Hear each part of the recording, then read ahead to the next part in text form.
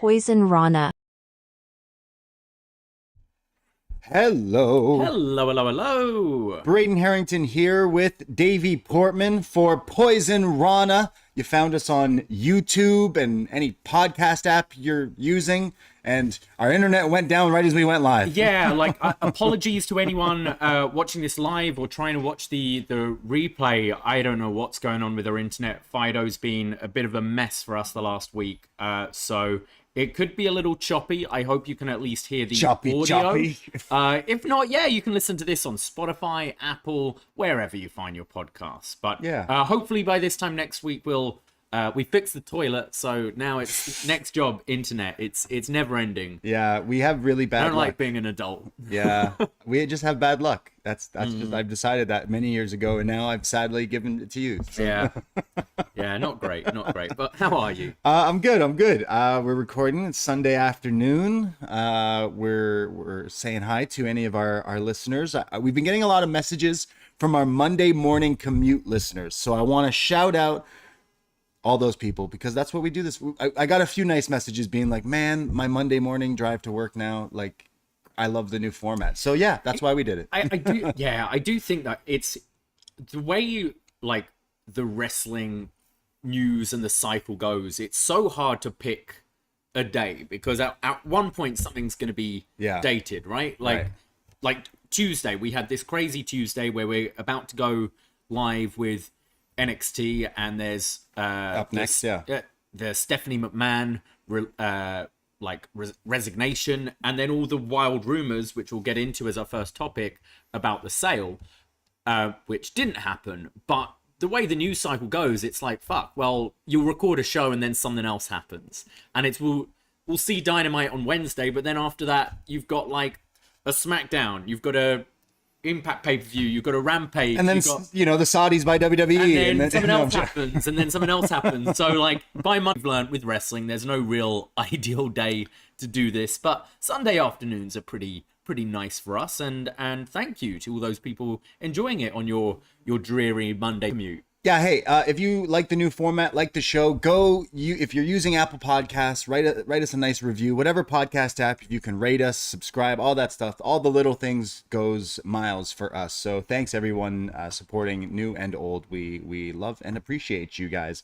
Of course, you can check out more of us at patreon.com/Poisonrana. For only $5, you can become a friend, and you can get access to all the shows, well, in the past, all the retro NXT movie reviews, all that stuff is in there. But you get everything this month, including Best Match Ever 2022, Part 1 and 2. I can't wait for you guys. If you haven't checked it out already, me and Davie put a lot of love and work into reviewing the best matches of the last year. And if Best Match Ever is your vibe, we got another one coming up this week, with the great WH Park to talk about the great Muta. Oh yes, looking forward to this one. Some matches I've seen, a lot I haven't. So one of the things I love about this Best Match Ever show is finding, these blind spots of our wrestling knowledge, and being more than just like, it's Rock versus Austin at Mania, and that's it. There's more than that. So it's kind of nice going back to do these shows, and with an expert like WH Park. I haven't looked at his match listing yet, because he's curating this list of best Muta matches, and I have a feeling he's gonna add the Electrodome, the Thunderdome match. Thunderdome. It's in there. It's gotta be. In there. Yeah, it's amazing. It's got to be one of my all-time favorite rewatchable matches. So yeah, that's going to be another podcast coming out. Japanuary's in full swing. We just dropped our WWF New Japan / All Japan Wrestling Summit from 1990, a hidden gem of a show. In fact, we even posted the sneaky links to watch it. It's on YouTube and Dailymotion and all that stuff. It's a rare candy of a pay-per-view. This was really fun. When we picked this one, like it's a bit of a mixed bag with these old shows. Sometimes they, to be honest, with this one at all, I thoroughly enjoyed this show and do highly recommend going checking out some of these matches and checking out the review. Yeah, so this was great. We talk about Tenryu versus Macho Man, Hogan versus Stan Hansen, Masawa versus Bret Hart. There's lots of great stuff. It was really interesting to look back on that show. So yeah, that was another review. And then we also have a review of Battle Royale coming out this month for Japanuary. So yeah, go check us out, guys. And I think we should announce, we'll be rounding off the month, probably on a Sunday, kind of in the Poisonrana slot. Yeah. With the is it the Poison Rumble or is it the Rumble Rana? Ooh, yeah. I mean, we used to call it the Up Next Rumble, which, had such a great ring. Or do we just keep the tradition? I don't know. Do we keep Up Next Summer, Up Next Mania, or do we change it to like Rana Mania or Poison Mania? Poison Mania is good. We'll leave it to the listeners. Yeah, but basically, we're going to have a Rumble. We're going to have a Rumble, and we're inviting all of you, starting with our patrons, patreon.com/Poisonrana. Become a friend for only $5. We'll be doing a trivia game. We might do a few changes this year to determine who is going to be the challenger for Fire Frank's BD Championship at the to-be-named Up Next Rumble Mania. Like Poison Rumble sounds cool, but Rana Rumble, Rana Mania, I don't know. Rana Mania. The chat is already split. We've got Poison Rumble or we've got Rana Mania. Man. We need to make a decision, but we will soon. Yeah. Yeah. So if you're interested, drop us a message either through the Patreon or you can DM us on any of our socials and be like, hey, we're going to need to fill, there'll be 30 slots. The Rumble will be as many people as we can get, capped at 30.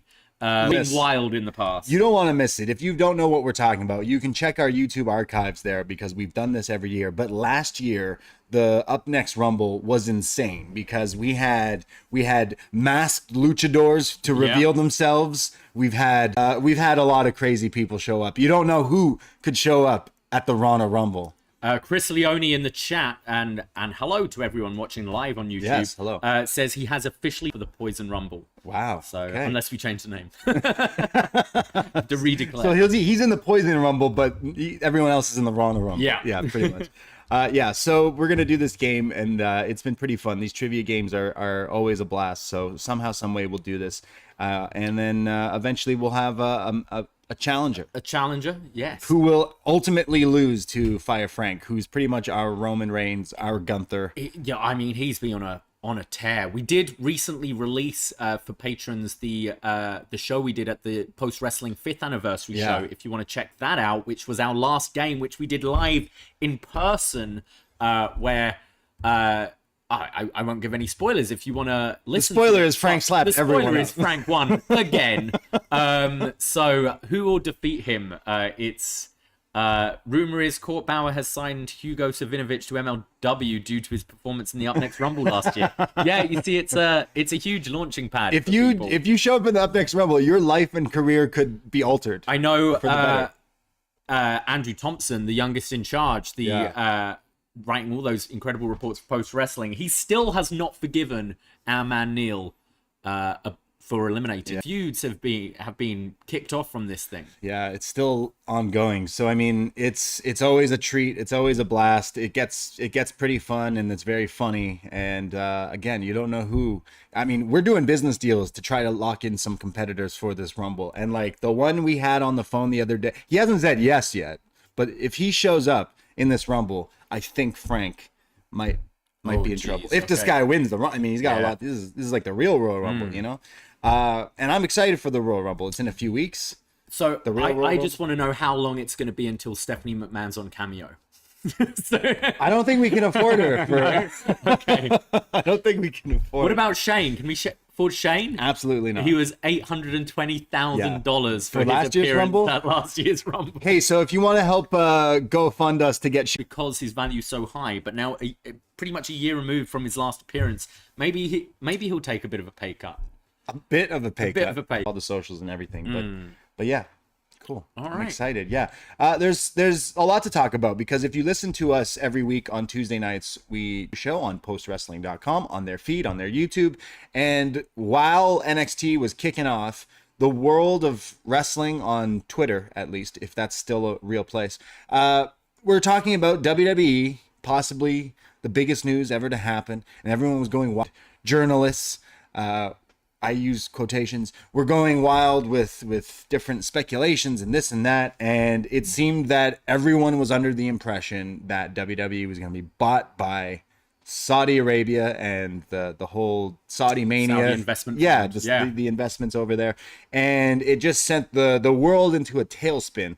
We go live on Post Wrestling, and all these people jumping in the chat room like, yo, are you guys live because of this like crazy breaking news? You don't look like John and Way. And here we are just being like, anyway, so Tiffany Stratton returned.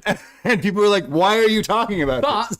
But, like, in a sense, aren't you pleased we did? Yeah. Because it was all bullshit. Of course. So, I mean, you listen to us. You listen to Poisonrana or any of the Up Next stuff we've done in many years. You would never, ever hear me and Davie say that me and you are journalists. No. We get our rocks off just by making people giggle. That's what we do this for. We like having friends and talking about Axiom. Yeah, that's it, man. Like, don't ever. Simple people. I follow one wrestling journalist, and we happen to work under his umbrella. John Pollock is the ultimate goat of this stuff, and I always advise people to go to postwrestling.com for all updates and all that stuff. When Pollock reports it, that's when I believe it. Yeah. And I'll always stick by that through thick and thin. Yeah, like, so we'll start with Stephanie resigning on Tuesday. Really kind of interesting, like, set of events. You had the rumors of Vince. We talked all about it last week with Karen Peterson, wanting to come back in the company. The board unanimously said, we do not want you back. We do not think that's a good idea. And he went, well, you ain't doing a sale or TV deals without me. I am the majority shareholder, blah, blah, blah.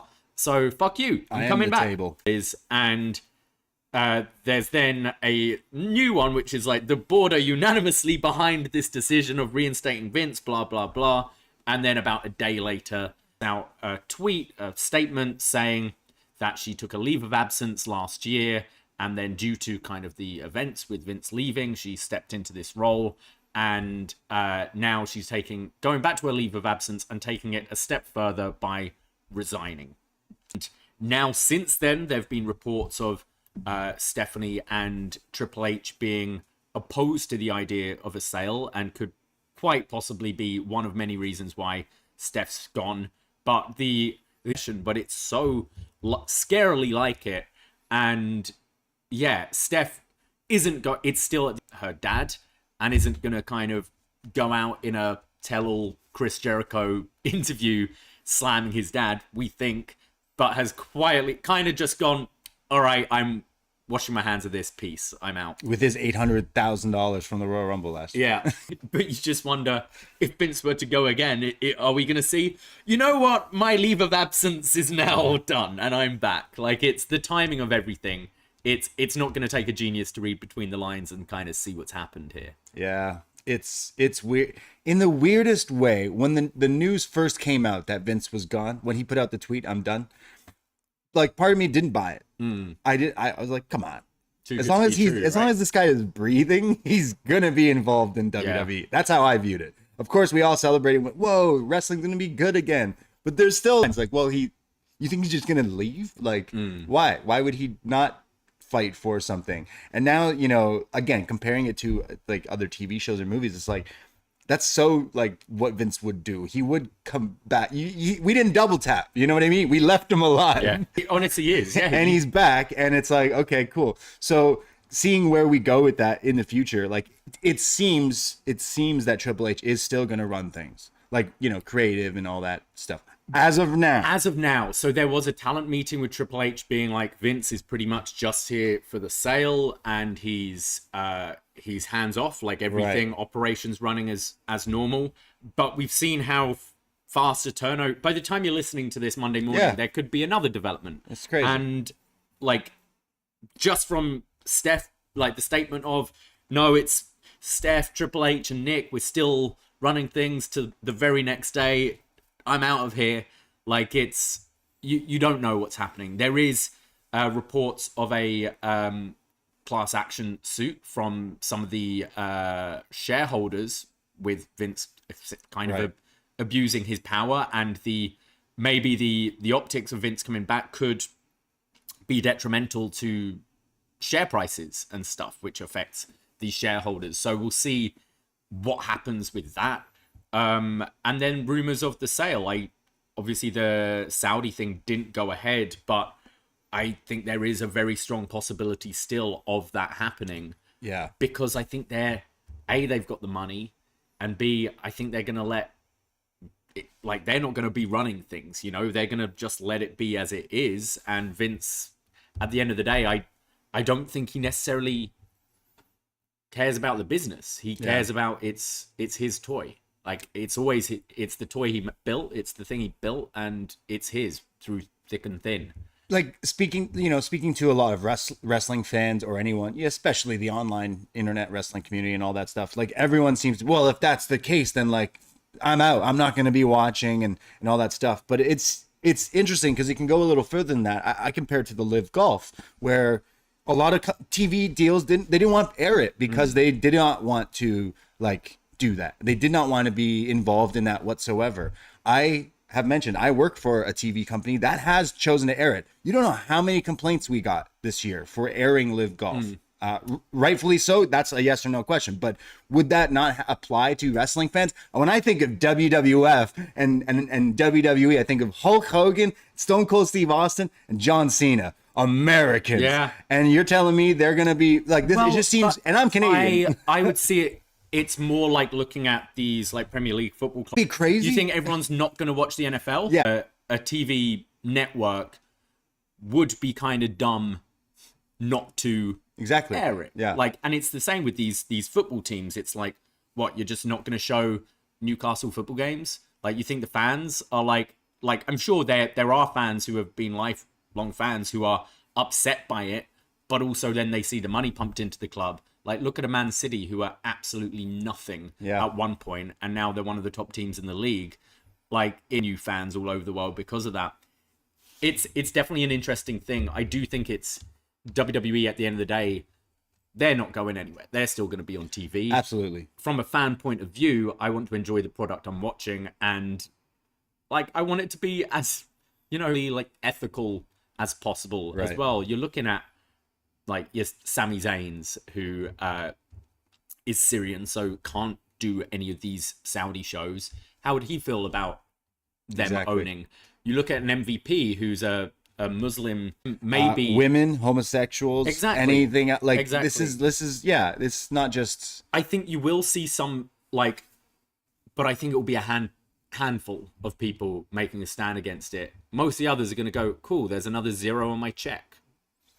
Nice. Yeah, you want to buy a house? Here's a fucking house. Like, it's I've been working for one asshole for the last 10 years. Like, it's just another dickhead. It's crazy, man. It is interesting, but like maybe that's, it would be interesting if another company such, not that NFL is not going to be bought out by something like this, but like if another big American company, it was first. But WWE did the Saudi deals before we saw like a Live Golf kind of thing. So maybe WWE is ahead of the trends where we might just see a lot more companies be bought out by, Saudi investors. Chris Elliott saying Newcastle were relegation fodder last year. Now they're chasing Champions League places. Majority of the fans don't care how that happened. Which, Maybe Tony Khan will buy WWE. You are the thing is, we'll get there as well.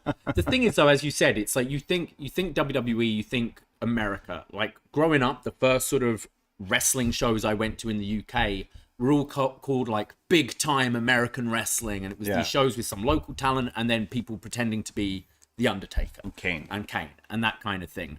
It's so a part of America. Once you've sold it, there's no going back from that. Yeah, I can't see anyone having the finances to buy it off of the Saudi Arabian investment fund. So you got to really think, and that's where I think just like a Comcast going, all right, we pay X amount every year for Raw and NXT and the supplementary stuff, and we've been doing that for years. Why don't we just fucking buy it? It makes more sense, and I think the company would be safer like that. But then they're the kind of companies that might not want to be doing dealings with Vince and be like, you know what, you got to go. But then, there's the Khan rumors. Khan! Yeah, wrestling royalty. There's more than one wrestling royalty, and it's not Rhodes, it's not Hearts, it's the Khans, because clearly the Khans run wrestling as of late. But yeah, how funny. I would love to entertain the idea of, you know what, you like wrestling, here you go. But being honest, I do not. I see 0% chance of that happening. It's fun to fantasize about it, and in an ideal world, if that happened, it would be like Tony Khan goes, all right, Triple H, you're just running WWE. Yeah. And then once a year, we do a WWE, AEW, Ring of Honor crossover show. No one wants to see But we know what Tony Khan is. If he buys this thing, he's running everything. I don't know what he's on, but like he'll be running everything. He'll be booking a Dynamite, Rampage, Ring of Honor, Raw, SmackDown, NXT, Level Up, main event. He'll be doing it all. No. So yeah, like monopolies aren't. We saw what happened last time when WWF bought WCW. Like it hurt the business for a while, and the business has been getting better since AEW has been a thing. But yeah, I don't know. It's been pretty wild. I see Triple H eventually running it. Vince McMahon. When Vince McMahon is gone, Triple H and Stephanie McMahon will be running it. Just, I don't know who's, what the ifs, ands, or buts, but Triple H and Steph will be running it. Let's just, like that's the way it. Most people, he's 77 years old. Vince. Like he's not got a great deal. I mean, his mum lived till she was 100 or whatever, but he's not got like years left. Like this is the time you should be thinking about a succession. 10 years ago, he should have been thinking about a succession plan and getting that in place. So his company is, in good hands moving forward. Like what happens? Any other company. But it's clear that he doesn't want that. As I say, it's like, if I ain't having this, no one is. It really feels that way. And if it burns and dies when he dies, I don't think he'll care. And like what? The money? No, I think he does care. I think that's why the reports aren't, this isn't proven true yet. Because I feel like maybe he is dancing around scaring people and getting these things out there to make people go, okay, whoa, hold on. Don't pull the trigger yet, Vince. Hold on. Let's chill on this. Wait, let's talk to NBC. You know what I mean? Like we can talk about this kind of thing. Whereas like, if this guy dies, where's his royalty? What's his will? Isn't not just going to go to Shane and Stephanie. Wouldn't you think that? A normal person, yeah, that's what I mean. But none of this is normal. The way he's doing everything, that's not what a normal executive does. Like they'll be thinking, you think, he's like pushing 80. Yeah, like what's he gonna do with his money? My grandma, when she got to a certain age, she was like, hey, I've got a lot of money. Obviously, it's going in my will, but I'd like to start helping out my grandkids and everything. Yeah. So I know they're doing well, and I can see them doing well, when I'm alive. Yeah. That's what normal people do. Vince, he's like, all right, Shane, here's 800,000. You can run out in the Rumble and now fuck off. You're gone. Pushing Steph out, pushing Triple H out. Yeah, crazy. Yeah, just nuts. And with Steph gone, I think it's just another showing of something is happening with Vince and people butting heads and stuff. But when it all settles, I think Triple H will still be running. Also, the board does look, it's 5 members completely different from how it was just over a week ago. So that's all changing a lot. You said whether it's kind of scare tactics. I have seen that kind of rumor, people leaking about this sale to just see what the reaction would be. Reminds me very much of Game of Thrones with George R.R. Martin being okay, I'll let this is what the ending is for TV. Oh, people didn't seem to like that. I'm going to write a different ending for the books. Yeah. I can't see that personally, but it is, again, all of this is really fun to entertain. TV shows and movies do that all the time. We're going to film 3 endings. So all you think the ending, which one, NXT has done it. Yeah. WWE has done that. But yeah, this is real life kind of. But yeah, it's crazy, man. Next month, we're going to be doing a best match ever, Stephanie McMahon. So get your feedback in for that. And get well soon, Steph. Breaking her ankle on the way. Oh, yeah. Damn, taking a bump. Hope she's all right. Yeah. It's wild. How do you, was that Vince kicking her out the door? She was kicking the door down. Tripping over a box of stuff as she's leaving Stamford, Connecticut. Yeah. Yeah. Wow. Hope she's okay. Pour one out, Stephanie McMahon. Pour one out. She's all grown up. Well, let's move over to a bit of wrestling talk now, starting with AEW Dynamite, which is in a rematch, a feud that's been built quite a while. Mox legit, knocking Hangman out cold their first match, and this is the big rematch. Hangman, is he cleared? Is he not cleared?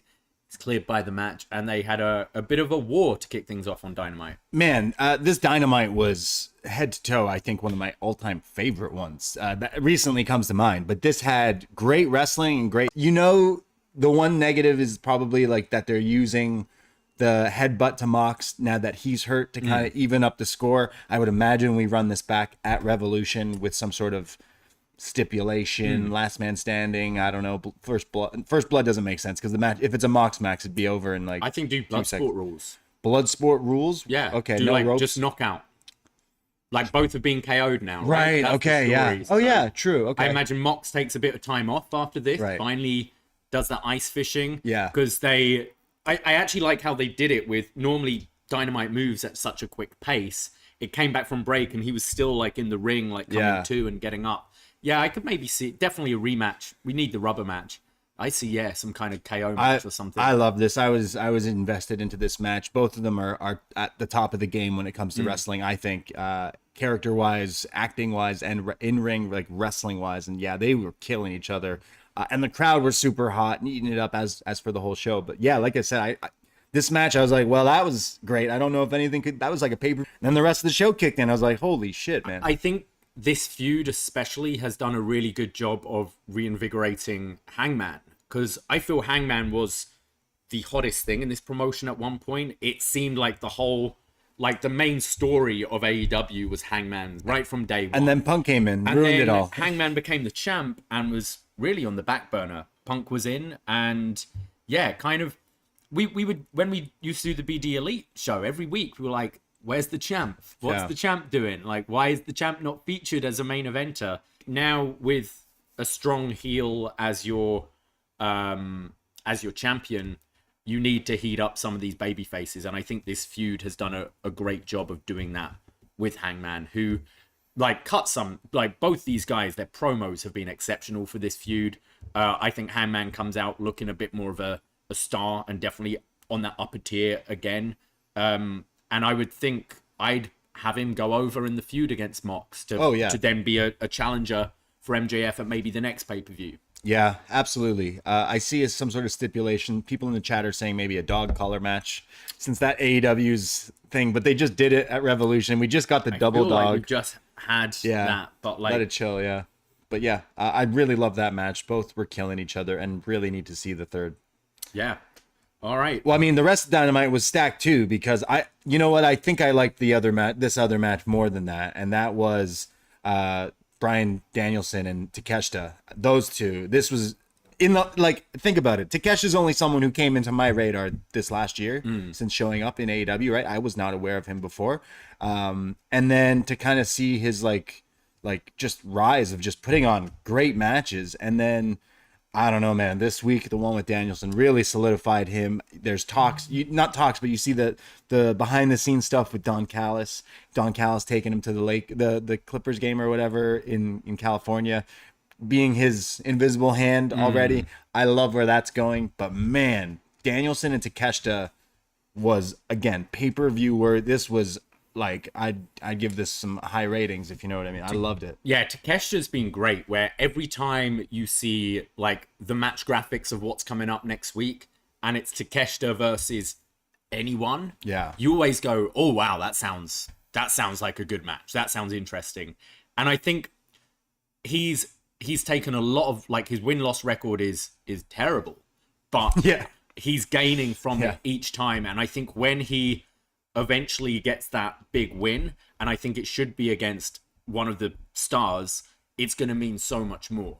They've really got something with this guy, and this could be the foreign talent working in either promotion being a big star. I could totally see a TNT title run with this guy, but also if you've got a Don Callis with him in the end, doing a bit of the talking stuff, I could see him in the world title picture as well. I love Bryan Danielson. Their styles just worked so nicely together.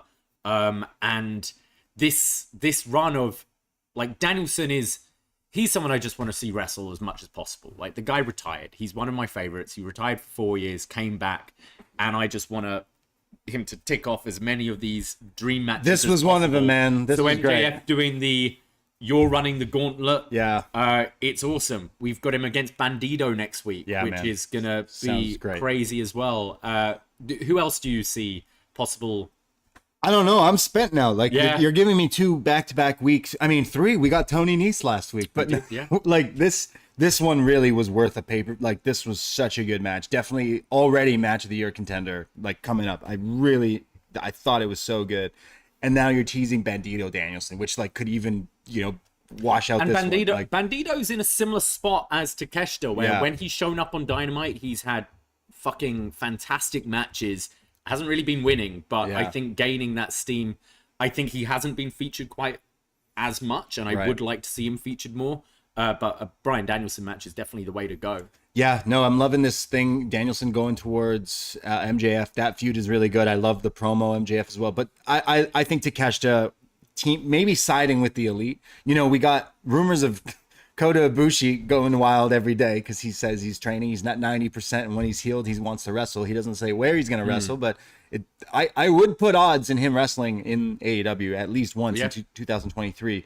But like, if the Elite are going forward and clearly going to go with Takeshita, like that would be a crazy group if he's now joining this like stable, because he kind of fits in with his hard hitting kind of style. And regardless, like if it's just Don Callis with him as a separate thing, cool. Either way, like I do think that helps, because in Takeshita even saying a little bit in his promo, obviously his English second language, I thought he came across like really good when MJF was running him down. He basically was like, I'm going to kick your ass or whatever. I thought he was really I think good. That's what we've learned with like when Asuka worked the best was it's in the stereotype of not working in the States. I said Takeshita wasn't on my radar until this year, when I was completely wrong, and I had to double check myself. But I went to a show in 2019. DDT is coming to America. The one show I in fact met one John Cena in Queens, New York, and Takeshita was in the main event and lost, and then the guy who beat him was cashed in on as a Money in the Bank. But I remember thinking that match was besides the crazy weapon battle royal, he was the main event. He was their champion at the time. So this guy, I think he's great, and pushing foreign talent and all this stuff. This guy's like I wouldn't even say an overnight success, but since showing up in AEW, like completely blew up. And I love his wrestling, and I would pretty much follow him anywhere. And I'm so pissed that PWG doesn't decide to leave the year 2004 and join a streaming service, because their main event last week was Takeshita versus Mike Bailey. And like, dude, I know they've wrestled before, but this sounded like an absolute like crazy match. And I won't be able to watch it until like 3 years from now, when it's released on DVD, Betamax, or whatever the hell it comes out on their website. But great match on Wednesday night. We also had the women's tag match on Dynamite this week. Saraya and her mystery partner, who ended up being Toni Storm, to take on Jamie Hayter and Britt Baker. So the big talk is no Monet. Show me the Monet. They did not show us the Monet. Yeah. So it definitely, this seemed weird, because they teased this mystery partner like well over a month ago in a Saraya promo. Then there was the whole thing about her being given like tickets to this event, and then last week she just picks Toni Storm, and she just seemed a little angry about it. I gotta think that they thought they had Sasha Banks, Mercedes Moné at some point, and something's fallen through. Yeah, are we gonna hear the truth on this in like the future or not? Because as it seems right now, it's like, oh, everyone was expecting that and it just didn't happen. Or was that just their play the whole time? Like I can't see that. Like that was one of the big draws of this show, and the fact that it got mentioned pretty heavily to start with, and then they didn't mention it for a couple. I don't know. And they brought it up again to get Tony. I don't know. Just because Britt Baker said the word boss in a promo, it got everyone like going wild. When it wasn't like Darby Allin saying, "Yo, I want the best in the world." It was not even remotely close to that. So I don't know. It's pretty pointed though. I don't think so. It's not a word like Britt's used before. I don't know. It could be. We know they're not like scripted. So it could have been Britt going off. I'm seeing most fans are on your side, like saying like, oh, they clearly were supposed to have her and she didn't. Like something happened where. But I feel like I wasn't even like remotely promised or teased. I felt like I wasn't expecting her to show up in a weird, strange way. Don't you think this might have been the plan to start with? Like, why book a maybe. mystery partner like 5 weeks before an event to then be like, In the LA. mystery partner is someone on our roster who's been like friends with Saraya. You're not wrong in that department. Like, and the I mystery think they thing is like, really did cool off. Fair enough. Fair enough. I think this whole, like, Sasha Banks is one of my favorites, but this whole thing is not working right now. I think having her come out... Well, she's not working right now. She's not. Well, no, I mean, wrestling. that's part of it. And just the problem is, okay, she comes out at Wrestle Kingdom to promote a match about 6 weeks away. Like, it's the next month.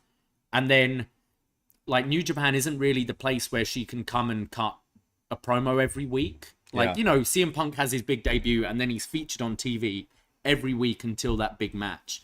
Not having and especially considering that debut didn't go well, the botch move, the shaky promo.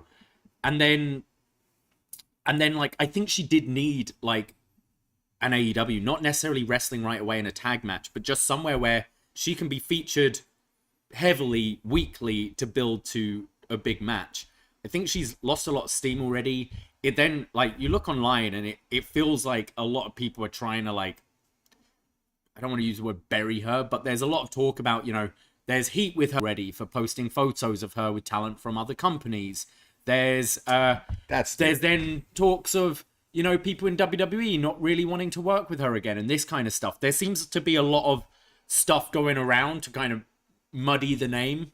Person in the locker room who might put a bad taste in people's mouth. I don't know. It is very interesting.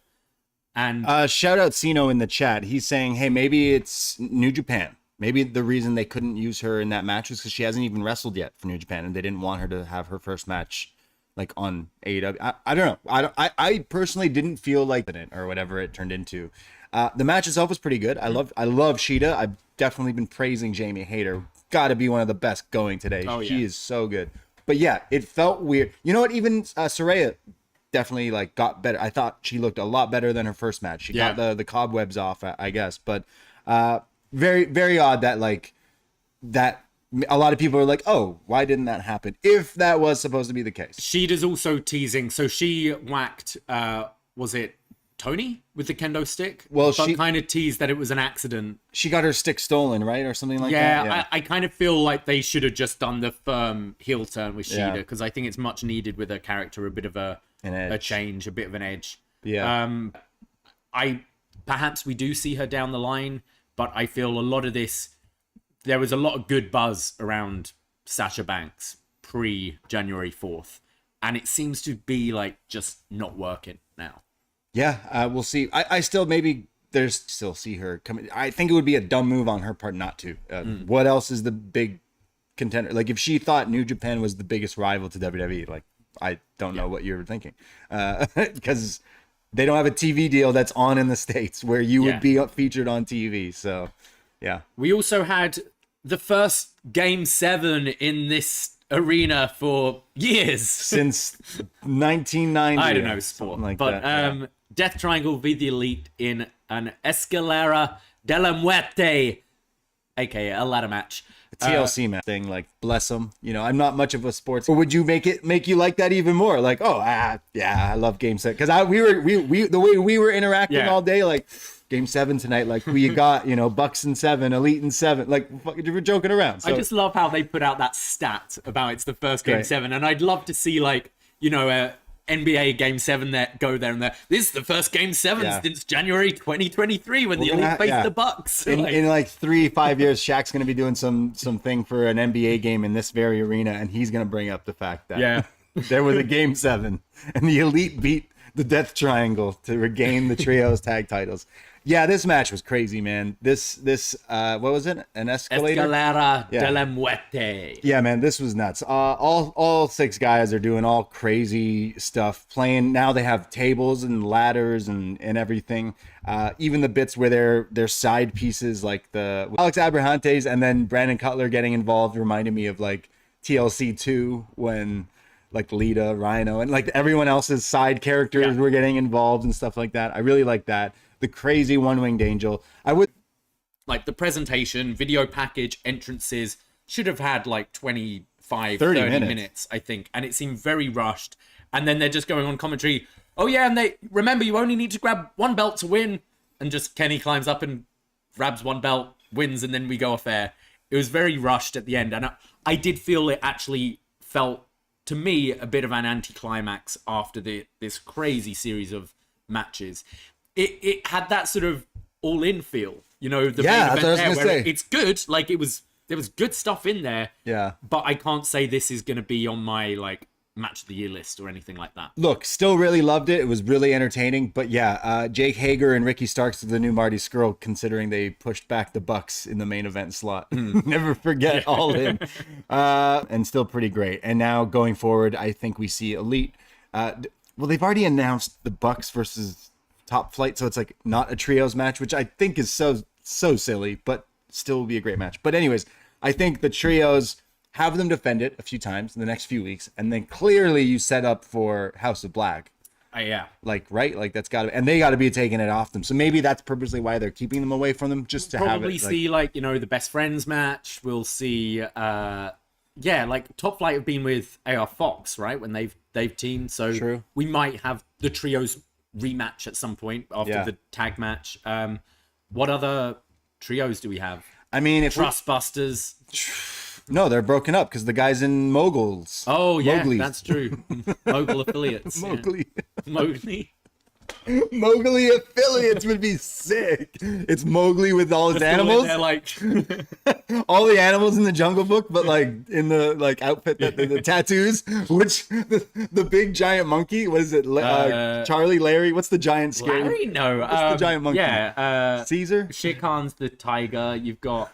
It's Christopher Walken in the remake, isn't he? He's got all face tattoos, like a SoundCloud rapper. Yeah. King Kong, what's his name? Diddy Kong, King Combs. Yep. He shows up as one of the monkeys too, with the like face tattoos all over it. That would be hilarious.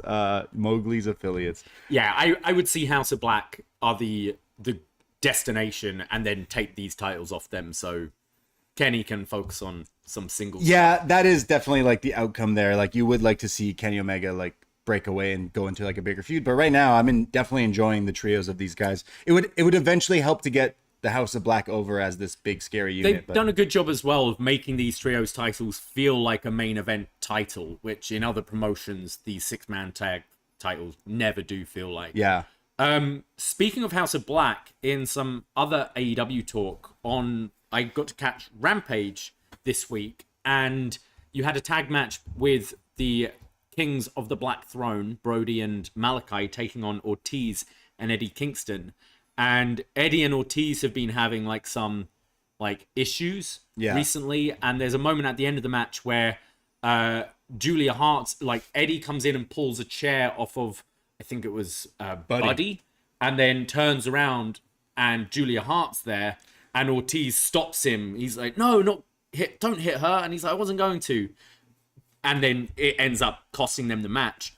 But there's this like thing at the end where the House of Black, I think Malachi sort of whispers something to Ortiz. They're like caressing him. Yeah. So it's whether they're teasing Ortiz joining this group. I think seems a little odd. No, I think that was them fucking with Eddie Kingston. Okay. Commentary kind of made it that way, seem that way at least. It's them being like, we weren't actually, coercing with him at all. We're just messing with you. Because Eddie seems to think there's something going on with you, and Ortiz is like, no, man, they're just fucking with you. And I think that's the storyline, is like their mind games is like very, weird. I don't see Ortiz joining them. That wouldn't fit in, because like what is he doing other than hanging out with his friend Eddie for the past while? Where's Santana? I mean, he's got to be injured, right? Soon, right? Yeah, he had the knee injury. I do feel for Ortiz and Eddie. I feel Santana and Ortiz should have had a tag title run by now. Yeah, for sure. Obviously the injury, like they kept on getting just dragged into Jericho stuff. Yeah, like all the time. And Eddie's definitely dropped his stock. He's still super popular. You hear the pops whenever he comes out, but I imagine we'll get a Malachi Eddie match down the line. Which would be cool. But yeah, I thought as like a kind of Rampage feud, it kind of had my interest. And then we had Walter Hauser. Paul Walter Hausen. is that his name? I don't know his name, but I think it's Hauser, but then he's with Dan Hausen, isn't he? That's pretty funny. Yeah, this guy's in Cobra Kai. I know because he's pretty funny in that Stingray, and then he had Judas in the show. His character's blasting it at one point, so that was pretty funny. And then he wins a Golden Globe for a different thing at the Golden Globes. And in his speech, he says he finishes it with, "And to my manager, get the tables." So this guy like clearly loves wrestling. He's been featured in AEW before, but then he comes out here and he's cutting a promo and Danhausen joins him. But then Jeff Jarrett and his lackeys show up. And this guy fucking buries Jeff Jarrett in a span of like 3 seconds, letting everyone know that he is a legit fan. Like no celebrity appearance would be like this. He says all these things. Jeff Jarrett smashes a guitar over his head, and it was great. I don't know if we see this guy for a while and then I have an ongoing thing, but I really enjoyed that. Celebrity things often don't work. Exactly. But I think you can absolutely tell when they're a fan. Yeah. And I don't think everyone's going to know who this guy is. Yeah. He's not one of the, like, even though he just won a Globe, he's not one of the top celebrities we've seen. But I think he definitely won people over with a pretty fun segment here. No, I thought he was really funny, and going forward, like winning a Golden Globe and doing stuff, like he's gonna probably be in a lot more other stuff. And that they're kind of, right now I wouldn't say he's like yet a household name, but the fact that he's doing stuff for AEW is pretty cool. I know he was involved with like Jericho's cruise and stuff like that as well. Okay. So he's just a big wrestling fan. So you got to support our wrestling fans in the real world of celebrities when we can. So. Did you catch the women's street fight? Street fight tonight! Yeah, I did. It was violent. It was. It was bloody. Poor Ruby. Man, Ruby, looking like a Ruby. She was covered in blood, dripping at all points of the match. The spot where she's then grabbing thumbtacks, there's just blood dripping off of her face. I love with that spot as well, like she realizes she's got to sacrifice her hand to save her face from these thumbtacks and is like pushing back. Yeah, these street fights have delivered every time. Like they go all out with them, and I think credit to all four ladies here. I thought it was pretty good. You could tell the crowd were tired but appreciative. It was a very polite, "This is awesome." They're like, "We've been here for hours." The idea is the barbed wire is wrapped around your arm. Your arm should be shredded as well as what you're doing to the other person. And when you see one girl like bleeding loads from I can't remember what. And then I got to imagine that really hurt, or like her head looked like it bounced. Just complete drop on the floor. Yeah, they overshot the table a little bit and she hit the ground, and like the refs were checking on her, but ouch. I don't know if she was selling or just really, that looked so painful. And the replay didn't, oh man. Definitely I think she's feeling that one. So all the respect to all four as well, because Tainara's like specialty. She is the street fight. Her and Anna Jay are just like, we are. Don't always deliver in ring for me, but game. Yeah, it's quite interesting. But yeah, I can see people like being like, "Oh, but the women shouldn't be covered in blood and violence, stuff like that." It's like, yo, what are you talking about? Yeah, let them get at it. Let's go. Come on. But this week AEW definitely knocked out the park. Good stuff. Both shows I did enjoy. I shit on Rampage a lot. But I enjoy both. But we're fair and we'll tell it when it's good. And out in LA, right? Like, the crowd is a big part of it. So they were super into everything. So yeah, loved it. Now, I mean, I can't believe this is 7th on the agenda here. This should have been number one. This should have led Tuesday's show, to be honest. We were going to talk all about this. We were. To be fair, we were. We were talking about how we couldn't wait to talk about this. And then, like, the Steph news broke. We had joke plan and everything. Yeah. And then we're like, oh, I guess. And then we're trying to do an NXT review with people telling us, what are you talking about? The Saudis bought WWE. Like, they didn't, mate. Dominik Mysterio. Thug life. I don't know how, like, so low on someone's list to so high on someone's list. I'm not instant being funny. He is the best thing about Raw right now. Absolutely. And you know what? You're only as good as your dance partners. And shout out able to keep. Miz is great in this role of like the host thing, and him kind of being the heel, like poking at the heels as well. Like how they weren't all cracking up here, because Dominik was right. It's rare you'll hear me talk about Raw, but Dominik on Miz TV with the Judgment Day, how he's talking about how he got out of prison because of his Christmas arrest from trying to fuck with his dad Ray at Christmas dinner, and he got arrested, and then he's out of jail now. He's got his tab is how prison changed him. Shared a bunk with a man who wanted to punch a hole in his face.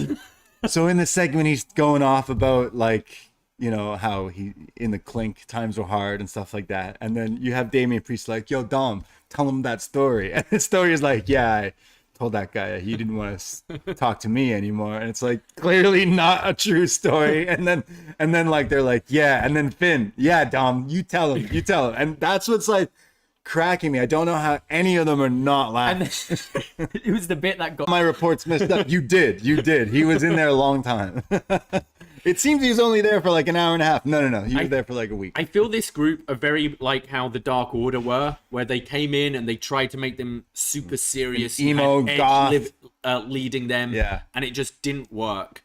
And then since they've become almost this comedy act. Like when we were at the house show, the live event in Toronto, Damian Priest loses his tag and then Rhea comes out to like carry him out to the back, and they're like waving and just they're like these just goofy. Yeah. I mean, Rhea is the cool one. The rest are like pretty lame, but it's what makes it work. And it's the problem is like I can see it's meant to be you're going into this match at Mania with Ray and Dom, clearly, and Dom is hated and Ray is the babyface. It's at the point now where I just want to see Ray join the Judgment Day and join Dom and wear the bandana and the glasses. And but like you got to give it to this guy Dom. Like he's genuinely been fantastic in this. He's so funny, role. man. They know that like they're in on the joke now. Yeah. They know he's a bit of a meme. They know it's like.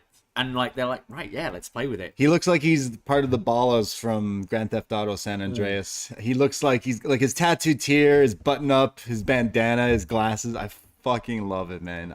Bit of a Conan look as well. Yeah, exactly. It's all. He's a filthy animal, Dominik Mysterio. That would be his entrance at WrestleMania. Come out in the Eddie Lowrider. So now Judgment Day are facing the Usos for the Raw tag titles. It looks like they're doing a tournament to determine the challengers for the SmackDown titles, which are the ones that I believe they've held the longest, and then Judgment Day going for the Raw titles. So it looks like they're wanting to split these tag titles up. Do you see Judgment Day being the team to do it with Dom and Priest? Not necessarily, but it probably would make sense to have them have titles on that show. As much as it's cool to have them, being belt collectors, but it does kind of change things, the dynamic, because now what are these other teams fighting for? What's the point of having tag team division over there? So it would make sense, but not necessarily sure that I see that happening. But it would be better because then Dom and Priest can feud against other people. You could have Dom and Priest win the Raw tag titles and defend them against Rey Mysterio and Bad Bunny. Okay. At WrestleMania. All right. If you're not trusting to have Dom and Rey in a singles and you're not trusting Bad Bunny. I feel like you need to do the singles. I think that's like the case for most of us as fans, but I'm pretty sure Rey Mysterio in a lot of interviews has said he does not want to do that.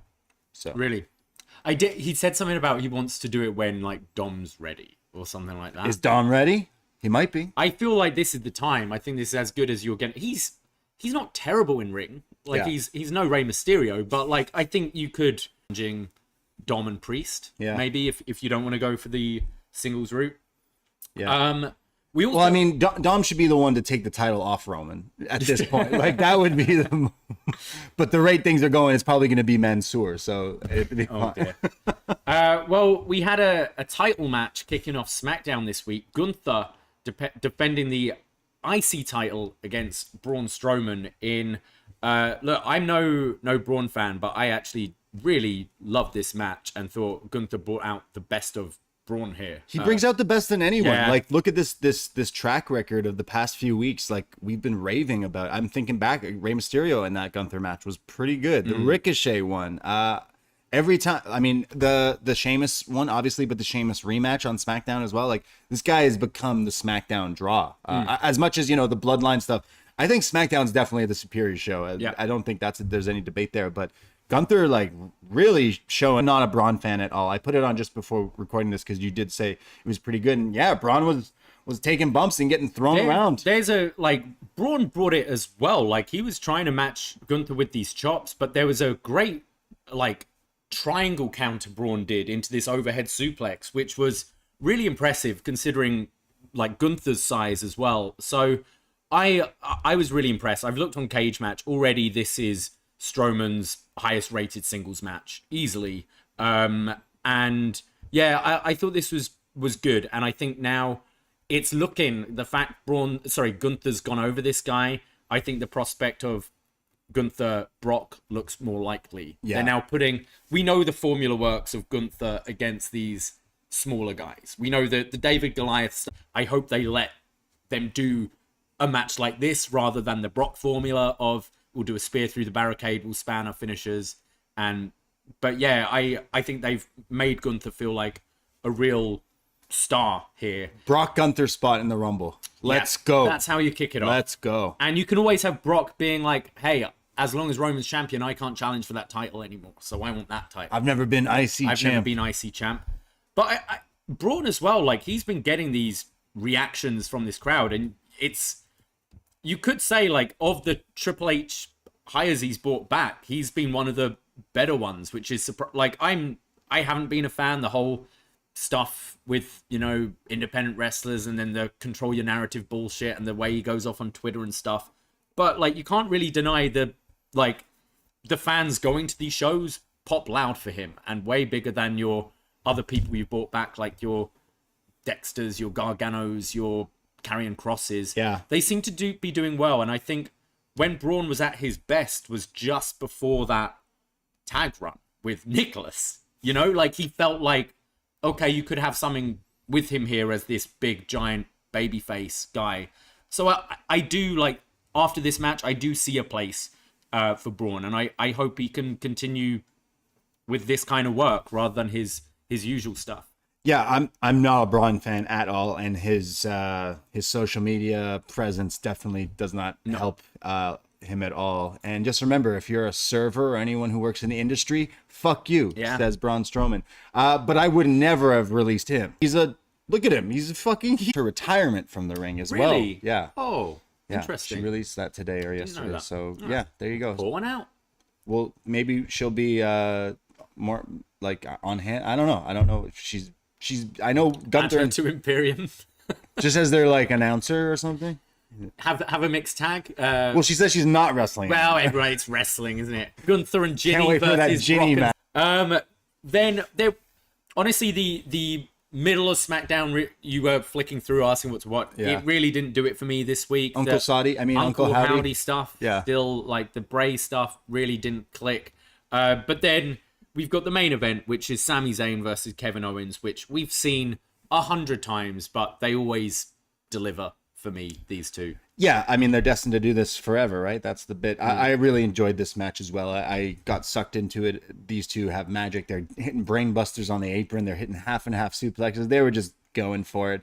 I wouldn't be... the thing that I even like better is when... Was it Monday when they beat up Owens and they're laying... And Owens is like grabbing Sammy's boot? And then this... Finish, but I think this served the story so well. Yeah. And you had the tease of Sami was in the corner, Owens was crawling back up in the corner, like it looked like he was going to put him away with a haluva kick. He had the job done, and the Usos ruin it for him. So I thought the DQ actually really worked for this match. I think they're doing such a great job with this Sami Roman story, and then the eventual like Sami, I assume, helping Owens out at some point, like after a beatdown. But yeah.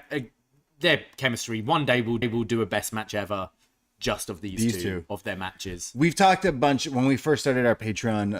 We've talked about the Ring of Honor stuff a bit, and there's still a lot to there. But yeah, those two will face the Usos at Mania. I think SmackDown titles. That makes sense. Yeah. Yep, for sure. And then we kind of didn't mention last week because we had all the New Japan news and all the Vince coming back news. But WWE signing Dragon Lee, and then in the last week signing Carl Fredericks to the NXT brand. So, and more talks of kind of them sort of going back to looking at independent talent rather than the previous regime where we had, all right, we want like bodybuilders, we want under 30, we want athletes, all that kind of stuff. So yeah, Dragon Lee, Carl Fredericks. I can't say I'm really familiar with Carl Fredericks. Didn't watch Strong. I'm trying to think. He was in New Japan for a while. He's also not like he's old. He's 32 or something like that. He's got a great look though. I always thought that. So hey, you never know. WWE could be like the thing that really does eventually click for him. But he's just kind of been floating around with New Japan system for a while. Dragon Lee definitely interests me. I was watching Triple Mania when he wins the match. He beats FTR. And he then says, yeah, I'm relinquishing this tag title because I'm going to NXT with Triple H. Shout out Triple H. And then it's like, oh, okay. And then right away, NXT, Triple H, and WWE were like tweeting out like, yeah, it's true. He's signed with us. So that's pretty cool. The brother of Roosh. You would imagine Roosh and Andrade are having great coffee conversations for the past few weeks, debating on what are we doing. Yeah, that should be us running WWE right now, but you never know. Andrade could come back there. But yeah, Dragon Lee is awesome. That could be a great addition to NXT, and we'll have to see because it's interesting. It's more like it is more exciting, like hearing these independent names coming through. As John Cena points out in the chat room, that New Japan are building up a match between Hikuleo and Jay White. In a loser leaves Japan match. So gotta think whoever loses this is possibly WWE bound. I can see interest in both guys from WWE. I think Jay White is definitely the more interesting one. He's a better wrestler, better promo, and I think really does fit that WWE mold. But I also can't see WWE overlooking a huge giant Tongan, who could possibly join. So double DQ and they look, Jay White's been teasing WWE for a while. I don't know where Jay White goes after. Like his spot is to always lose to Okada in New Japan, and he's kind of peaked already. Everything he needed to do is kind of done there. So I think he would improve if he were to show up in WWE. I wouldn't think NXT would be the place for Jay White whatsoever. I would instantly put him in a top program. If you brought him in, you would have to put him in with like AJ and the crew or the club or whatever they call themselves, right? I guess like the Bullet Club ties there. I mean, AJ's injured right now, so I'm trying to see when this match is gonna be. Hikuleo Jay White match. Yeah, putting him with Hikuleo could go to NXT. Hikuleo could go be to a big NXT. deal. He could fight Braun Breaker. Yeah. So, but yeah, Jay White. Yeah, you could. I mean, I think he works fine on his own, but you could always pair him with Gallows and Anderson, who really are only good as being accessories, in my opinion. Yeah, for sure.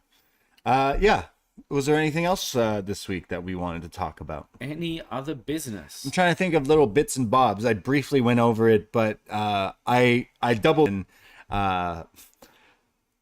Mogul Enterprise, Swerve Strickland, just says, hey, I'm here with Puff Daddy's kid. And I'm like, sorry, wait a second. And then I look at him, I'm like, whoa, you look just like your dad. That's crazy. And this young kid who's like, I guess an aspiring rapper now, is boys with Swerve and is like kind of mentioned here on TV, which is pretty crazy. He mentions Bad Boy and all this stuff. So instantly, again, my some of my favorite things in the world kind of crossing over has my attention. P. Diddy was the original wrestling manager. He was the original wrestling manager. He was, he wasn't even more of a rapper back in the day. He was literally the mouthpiece and the shit talker and the disturber and the guy who handles the money in the business and wants the bottles in the videos. He was pro wrestling back in 90s. So now his kid being here, kind of like, okay, interesting. All right. I don't think this kid's going to wrestle, but P. Diddy is a big dude. And like it's cool, but like, it's so weird. Does Swerve want to wrestle? Because at the moment he's just like, I am with all these.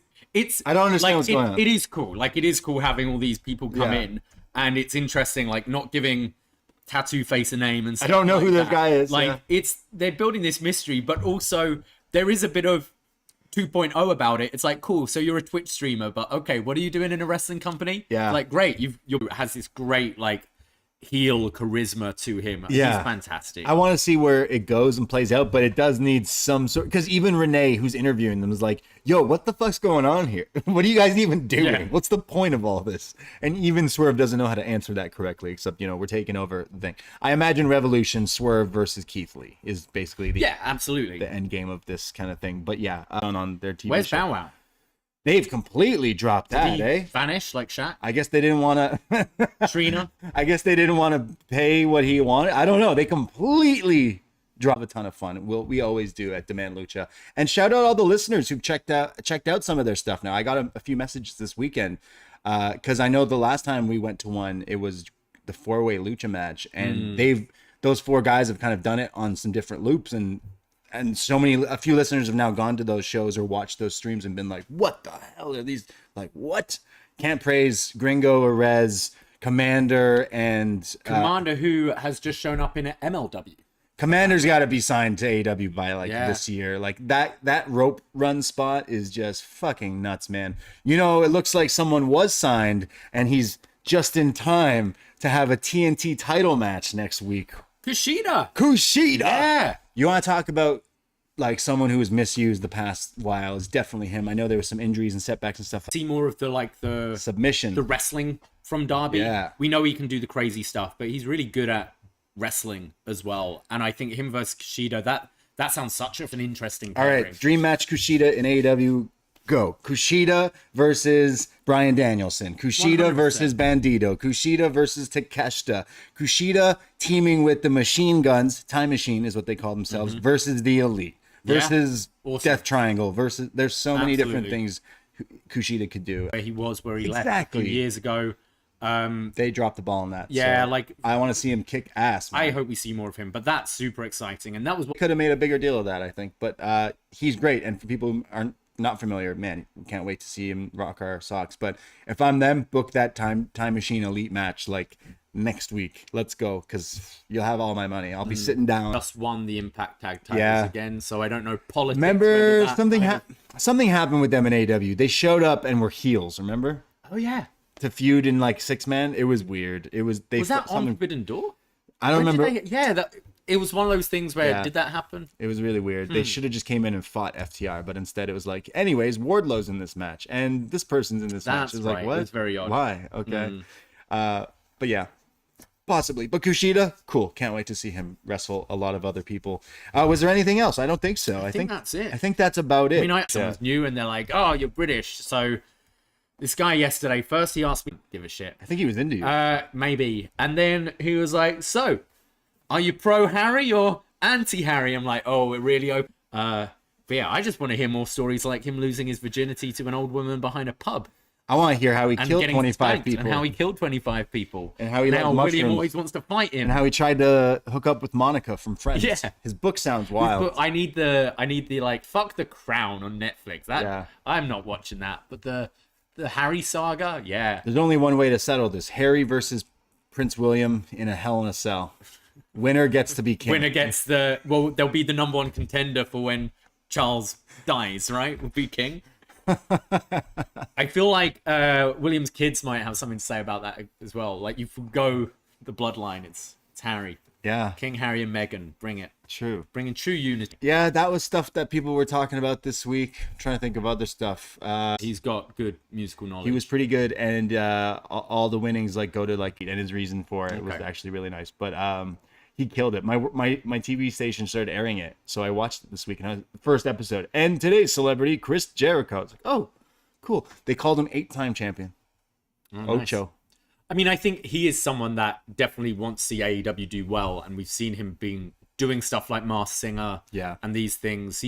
You got to put yourself out there so people are like, oh, he's wrestling. Because some people who know who he is might not know what AEW is. So, you're actually on this other show now? I'll check that out. Other last little bits and bobs is MJF posted a photo holding his PWI plaques, because he won Feud of the Year and Most Hated of the Year or something like that.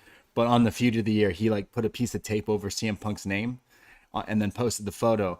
And when CM Punk saw it and commented on it on Instagram and said, you should put a sticker over AEW's ratings too, which caused a lot of people to go, he's coming back. Come on. You can't be that bitter and not be coming back. So he'll come back as the biggest heel in wrestling, I would imagine. He's got to come back. He's going to come back, get the huge fake babyface pop, and then turn it on the crowd and be like, fuck you. I mean, you'd book him to return in Long Island.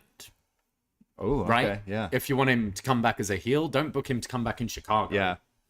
comeback in Long Island. Yeah, true. No, that would be pretty sweet. But yeah, he's been trolling online for a little while now, and it would make me believe that like he's above water again. He's got to be looking around. What's going on? He's got to be like coming back. Maybe they won't do an elite thing at all. Maybe that's just something we don't ever see. But I think he's coming back. Yeah, for sure. So interesting. Right. Yeah, well, that was us talking about all the stuff going on this week in the world of wrestling. We'll be doing the same thing next week. So join us live on our YouTube page, youtube.com/@Poisonrana. Hopefully our internet is working properly. Yeah, we'll try and get Fido to fix this. Fuck you, Rogers. Yeah, but also wanted to shout out a new episode of Shot in the Dark is up on this very feed. Sino talking about Impact, MLW, the Shelton Benjamin 20-year anniversary in wrestling thing that happened on Main Event. So 15 minutes or less, always a great listen with John Sino. And go buy one of his shirts, prowrestlingtees.com/upnext, our old store. There. Yeah, we're working on some merch. We're deciding on what to do with certain things. We want to get some embroidered stuff, and might have to go and start up at our own little website or something like that. So we are working on that, we promise, because a lot of you guys are like, where's the merch? So we can't wait to sell you some frogs. We can't wait. Trust me. Got a new episode of The Detox with Jordan Goodman that was on this feed on Friday. Yeah, we dropped this past Friday. And if you want a show where we do not talk about pro wrestling and just check out and ramble on and make each other laugh, and you want to hear me scream, I heard one of the worst stories I've ever heard, and it comes from Jordan. I scream so loud on this podcast, it makes my blood curdle. I don't want to talk about it, but check out the show.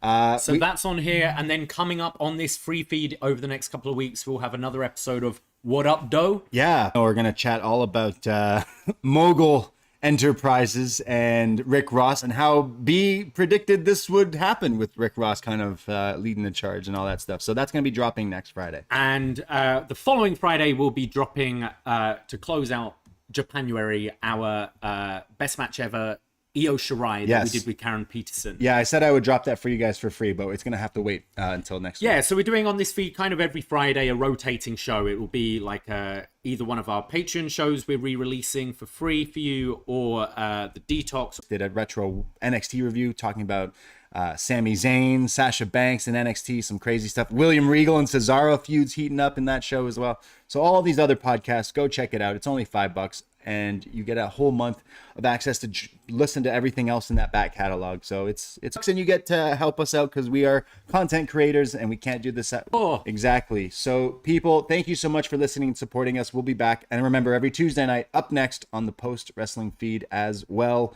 That's it. That's all. I myself, Braden Herrington. I'm on Twitter, Instagram, and all that at the Brady. And you can find me at Davie Portman. That's it. That's all. Take care. Goodbye. Be safe. And I don't watch football, but I hope the Jags win just so WWE has to send them. They had a crazy comeback yesterday. You think they're getting the world title? 4-0 down and then came back to win. They have to be sent the title if they win. Oh, yeah. And absolutely. Tony Khan's going to come out on Dynamite wearing